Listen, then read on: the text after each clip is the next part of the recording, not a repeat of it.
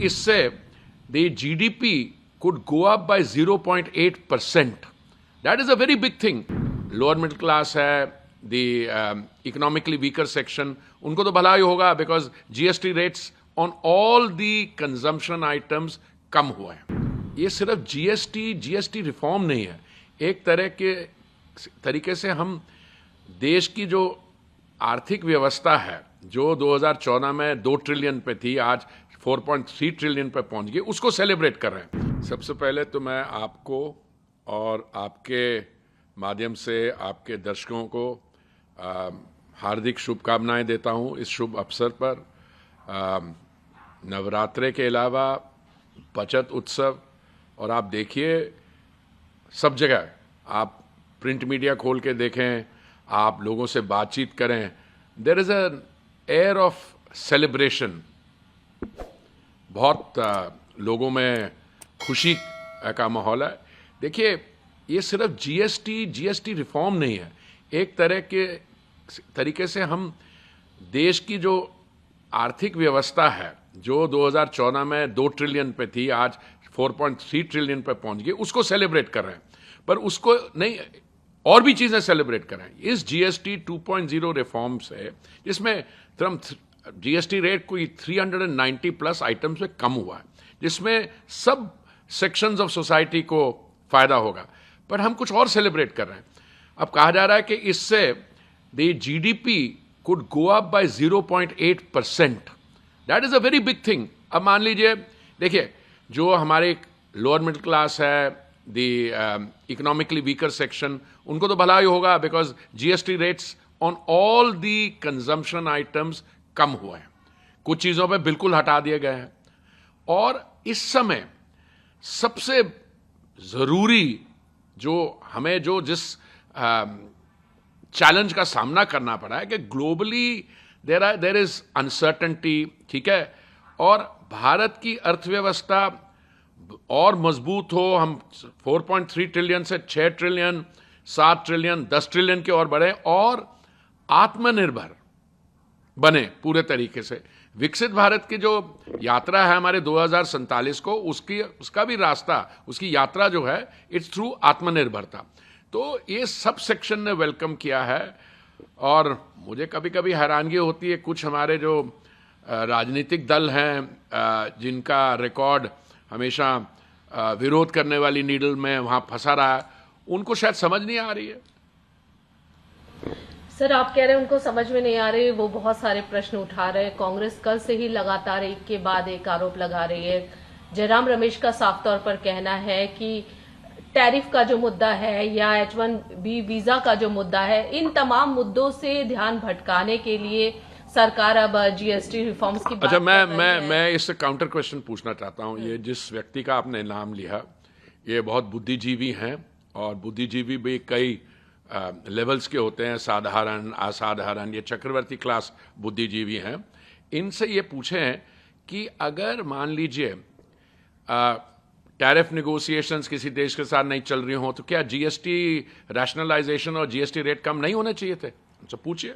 देखिए, माननीय प्रधानमंत्री जी ने जो कहा था और जो कहते आ रहे हैं, और जो उनके 11 साल में देश में हर एक वर्ग के लिए हुआ है, ठीक है, 4 करोड़ प्रधानमंत्री Awas Yojana, 33 crore LPG cylinder connection, जो जयराम जी के अंकल जब थे उस समय 14 करोड़ थे, और उसके बाद 10 करोड़ 30 लाख उज्ज्वला कनेक्शन, जिसके तहत एक परिवार को 500 रुपये में एक गैस का सिलेंडर मिलता है, जो 6 सेंट बनता है.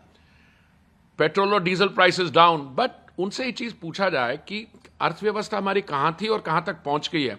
अभी भी जो दुनिया में हो रहा है उसको किस तरीके से आप नेविगेट कर रहे हैं?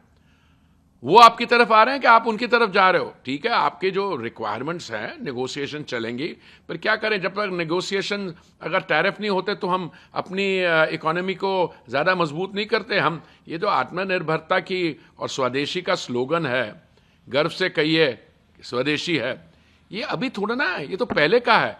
अभी तो उसको एक बूस्ट देने के लिए जीएसटी 2.0 इंट्रोड्यूस की गई है, और मैं तो सब जगह से देख रहा हूं जो फीडबैक आ रहा है, इट्स एक्सीलेंट। बहुत लोग खुश हैं। अगर आप इलेक्ट्रॉनिक मीडिया देखिए तो अगर आप कोई शॉपिंग जो वेट कर रहे थे, हमारे यहाँ होता है कि नवरात्रि जब शुरू होते हैं श्राद्ध के पीरियड में नहीं होती, अभी देखिए मार्केट्स कैसी बूम होनी शुरू होंगी। गाड़ियों के दाम कम है, वाइट गुड्स के दाम कम है, डेली कंजम्पशन आइटम्स कई तो बिल्कुल फ्री कर दिए गए हैं और दूसरे 5% पे हैं। सो ये तो जयराम जी को मुझे लगता है कि कोई एक कंसल्टिंग कंपनी को हायर करके अपने लिए और अपने लीडर के लिए कुछ नए मुद्दे ढूंढने चाहिए, क्योंकि जो मुद्दा लाते हैं वो तो बैकफायर कर जाता है। अब उन्होंने कहा जेन जेड की बात की। जेन जेड में क्या हुआ? वो जो जेन जेड के इलेक्शन हुए दिल्ली में और शायद हैदराबाद में, उनकी जो कांग्रेस पार्टी की वो यूथ विंग है NSUI, वो तो वाइप आउट हो गई। और बाकी भी जो इन्होंने मुद्दे उठाए, एक मुद्दा उठाया था पीछे SIR का, सर का, तो उनका क्या जवाब था? हमने कहा कि करना चाहिए, जो फर्जी वोट हैं किसी की बनी हुई हैं, they should be taken out. तो उन्होंने कहा सारे देश में होना चाहिए। हमने कहा ये तो हम शुरू से कहते आ रहे हैं, अब दिल्ली में SIR होगा, हम उसका स्वागत करते हैं, उनको भी करना चाहिए। और पहले कास्ट सेंसस की बात की थी, सब कास्ट के एक्सेट्रा। हमने कहा हमने कब मना किया? जब पूरा सेंसस होगा उसमें कास्ट का कंपोनेंट जाहिर होगा।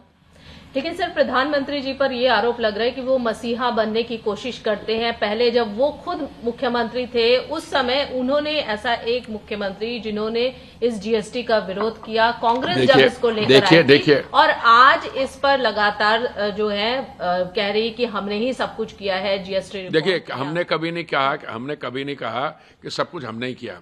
एक ये बुद्धिजीवी व्यक्ति का और बयान है कि ये तो GST काउंसिल ने किया। अरे भाई, हम कहाँ कह रहे हैं कि GST काउंसिल ने नहीं किया, पर GST काउंसिल का आप स्ट्रक्चर समझते हैं ना।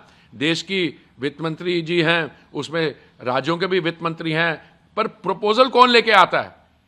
चेक कर लें रिकॉर्ड, प्रपोजल हम लेके गए थे GST रिडक्शन के, वो लाए थे। और दूसरा, हमने उस समय क्या कहा था, बात क्या कर रहे हैं? उस समय तो कोई टैक्स था ही नहीं।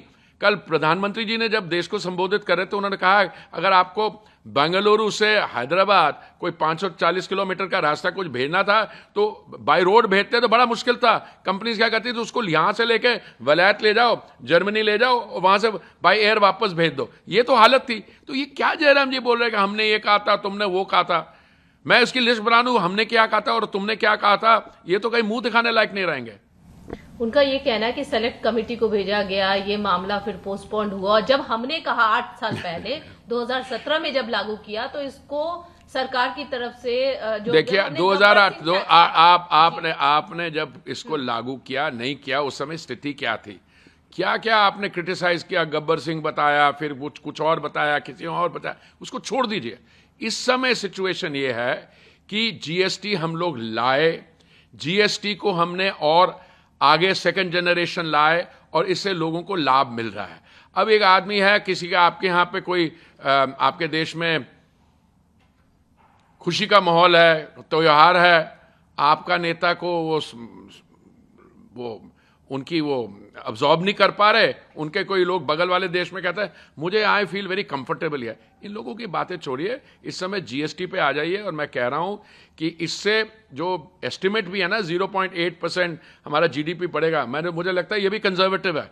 अगर वाकई से जो हमारी अंदर की फोर्सेस हैं इकोनॉमिक स्ट्रेंथ की जो अनलीश हो रही हैं, तो मुझे लगता है इसका लाभ और भी ज्यादा होगा। प्रधानमंत्री जी ने जो नारा दिया है कि स्वदेशी अपनाओ, स्वदेशी को लेकर ज्यादा से ज्यादा प्रचार प्रसार कीजिए, आपको लगता है कि वोकल फॉर लोकल बिल्कुल सीरियसली नहीं जा रहे हैं? मैंने तो एकदम अप्लाई कर लिया। जिस दिन उन्होंने कहा मैं लोकल HMT घड़ी पे आ गया हूं, मैंने एकदम यूज कर लिया। मैं तो 39 इयर्स फॉरेन सर्विस में रहा हूं, मैं बाहर देशों में भी रहा हूं, तो मैं समझता हूं कि ये वोकल फॉर लोकल, स्वदेशी सिर्फ एक नारा नहीं है, एक ये अंदर की फीलिंग है।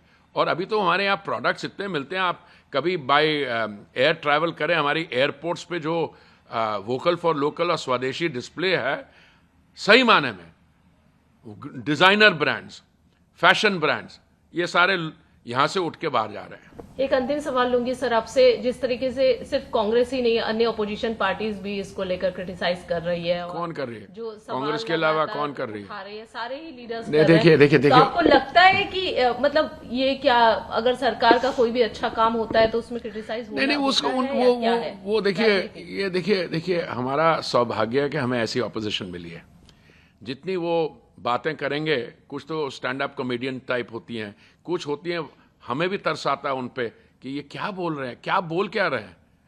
मैं आपको कुछ क्लिप्स लाता हूं, उनका आपको दिखाता हूं। अगर आपके ANI के पास समय हो, उनको एक डॉक्यूमेंट्री बना के आप दिखाइए।